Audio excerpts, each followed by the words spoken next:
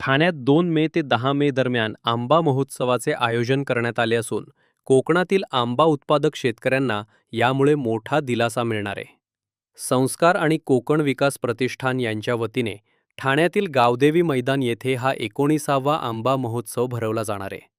या महोत्सवात कोकणातील अस्सल हापूस, पायरी, रत्ना, केसर आंब्यांसह आंबा फणस पोळी, सरबते, काजू, मालवणी मसाले आणि पापड अशी विविध कोकणी उत्पादने उपलब्ध असतील. तब्बल 35 स्टॉल्समधून शेतकरी ते ग्राहक अशी थेट विक्री व्यवस्था करण्यात आली आहे.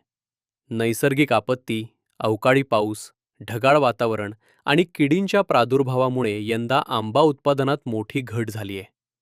त्यामुळे कोकणातील शेतकरी आर्थिक संकटात सापडलेत.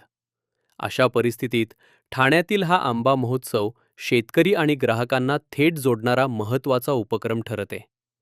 ठाणेकरांनी मोठ्या प्रमाणात खरेदी करून कोकणातील शेतकऱ्यांना पाठबळ द्यावे असे आवाहन आयोजकांनी केले आहे.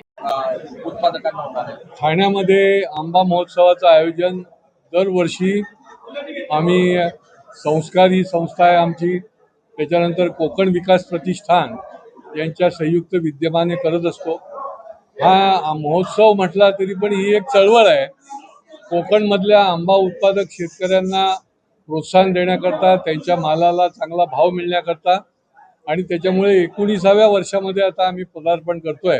कारण की ठाण्यातल्या नागरिकांनी फार मोठा प्रतिसाद दरवर्षी दिला असल्यामुळे या ठिकाणी 1 मे पासून हा आंबा महोत्सव सुरू होणार आहे आणि 10 मे पर्यंत, दरवर्षी 1 मे ला सुरू होतो आणि 10 मे पर्यंत चालेल. साधारणपणे 40 आंबा उत्पादक शेतकऱ्यांचे स्टॉल असतील. त्याच्यामध्ये आणखीन कोकणची निरनिराळी जी उत्पादनं आहेत त्याचे देखील स्टॉल असतील आणि बचत गटाचे देखील आमच्या महिला भगिनींसाठी आम्ही 5 स्टॉल राखीव ठेवलेले असतात. त्याचे स्टॉल देखील त्या ठिकाणी आम्ही ठेवलेले आहेत. यावर्षी नेहमीच आंबा उत्पादक शेतकरी हा गेली 10 वर्ष त्रासलेला.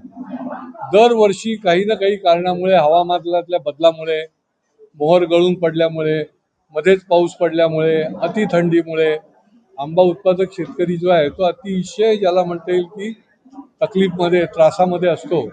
पण तो त्याची धीर आणि धैर्य सोडत नाही आणि त्याच्यामुळे तो आवर्जून जो आंबा हातात येईल तो घेऊन या ठिकाणी विक्री करता येतो. आणि ठाणेकरांना आणि आसपासच्या सर्व नागरिकांना मी आवाहन करीन की आमच्या या बळीराजाला, आंबा उत्पादक शेतकऱ्याला बळ द्या, त्याला प्रतिसाद द्या. वाजवी भावामध्ये दर्जेदार, कुठल्याही पद्धतीची प्रक्रिया न केलेला अशा प्रकारचा कोकणातल्या विविध भागातला आंबा जो आहे तो या ठिकाणी उपलब्ध असेल.